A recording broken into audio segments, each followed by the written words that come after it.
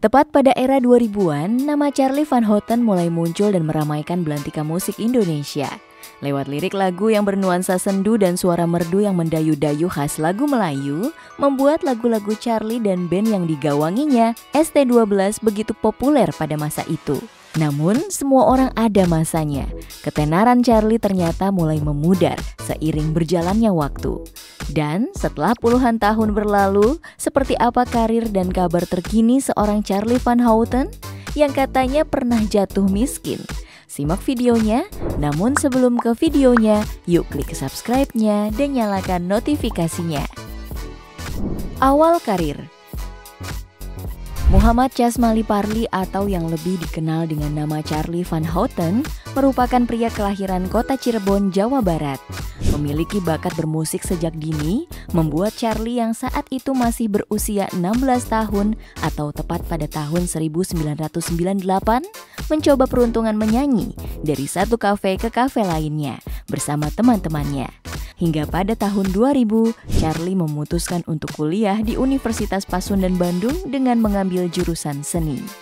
Di sini ia hidup terkatung-katung, dan untuk sekedar bertahan hidup serta biaya kuliah, ia terpaksa mengamen di jalanan dengan penghasilan yang tak menentu. Hingga pada tahun 2004, bersama Pepeng, Pepep, dan Imam yang ditemuinya di kota ini, Charly membentuk sebuah band yang kini kita kenal dengan nama ST12. Band yang namanya merupakan pemberian dari ayah Pepep, Helmi Aziz. Di mana usut punya usut, ST12 juga singkatan dari nama jalanan, Stasiun Timur 12 Bandung, yang merupakan lokasi tempat studio yang menjadi saksi bisu perjuangan Charly dan kawan-kawan. Puncak kesuksesan. Setelah melalui berbagai tantangan, Charly dan ST12 akhirnya mulai dikenal masyarakat. Lagu-lagu mereka yang bergenre pop Melayu diiringi lirik yang mudah dipahami serta dipadukan dengan beberapa genre musik lain seperti reggae dan disco membuat band satu ini sukses besar. Album pertama mereka yang bertajuk Jalan Terbaik berhasil masuk di telinga pecinta musik Indonesia. Ditambah penampilan Charly yang sangat unik dengan model rambut belah tengah dan anting yang menggantung di telinganya, membuat sosoknya dianggap berbeda dari vokalis band kebanyakan. Namun di saat sedang menuju puncak kesuksesan, pada 2005 gitaris mereka Imam Rush meninggal dunia karena pecahnya pembuluh darah di otak. Akan tetapi, kejadian tersebut tak mengendurkan semangat Charly dan kawan-kawan. Tepat pada tahun 2008, album kedua mereka yang berjudul Puspa ternyata laris manis dan berhasil menaikkan nama ST12 hingga mampu bersaing dengan grup band tenar lain semacam Kangen Band, Fagetos, hingga Raja Band. Keluar dari ST12. Setelah 7 tahun menjadi vokalis ST12, pada tahun 2011 Charly Van Houten lewat kuasa hukumnya memilih untuk keluar dari band yang membesarkan namanya itu. Menurut Randy yang merupakan manajer Charly, alasan kenapa Charly keluar dari ST12 karena tidak ada persamaan visi dan misi serta adanya perselisihan dengan salah satu personil. Mungkin bisa dibilang Charly merupakan roh dari band ST12.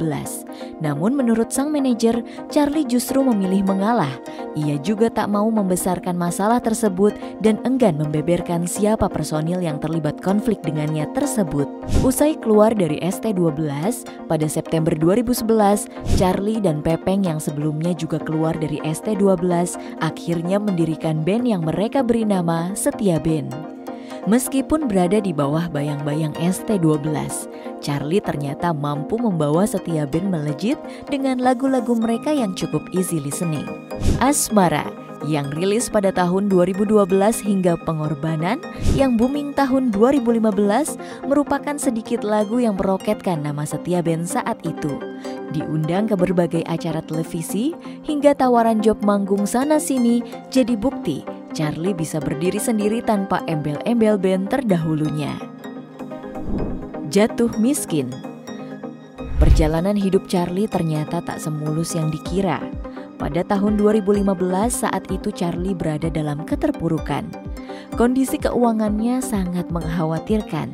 Menurutnya pada saat lebaran, ia terpaksa meminjam mobil milik temannya demi mudik ke kampung halamannya di kota Bandung.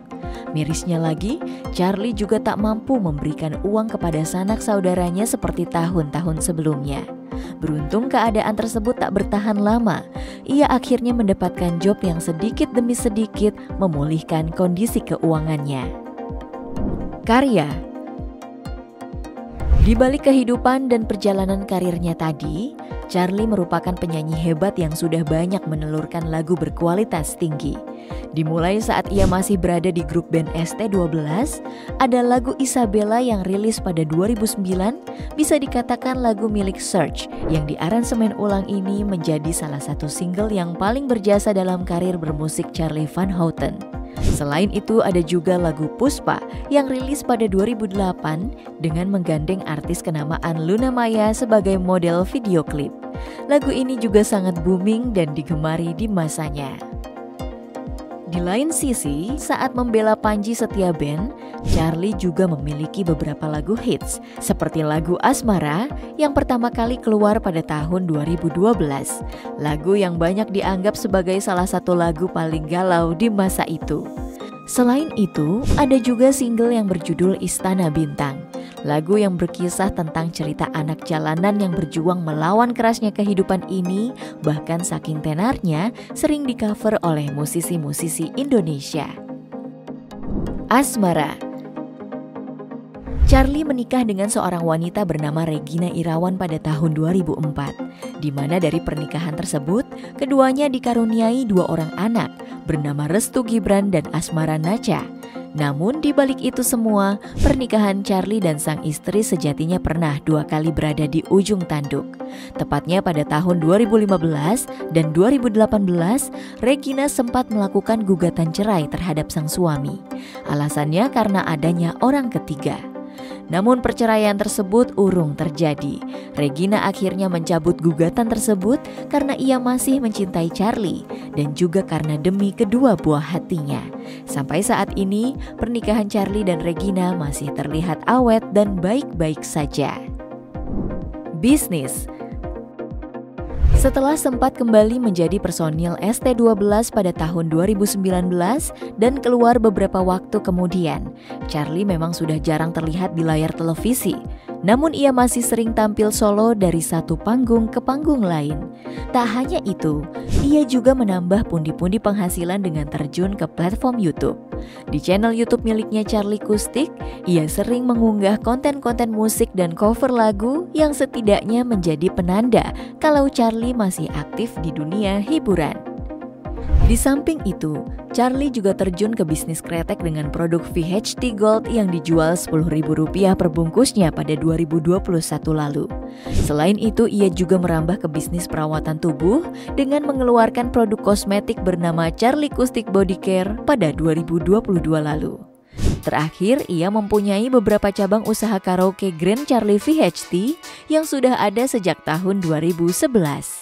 Satu hal yang pasti, Charlie saat ini sudah sukses mengorbitkan sang anak Restu Gibran di kancah permusikan negeri ini. Dan mungkin saja, suatu saat nanti Restu akan menyamai atau malah melewati pencapaian sang ayah Charlie Van Houten sebagai salah satu penyanyi yang cukup berpengaruh di eranya. Kira-kira bagaimana menurut kalian guys? Jangan lupa tulis di kolom komentar and see you next video. Bye-bye!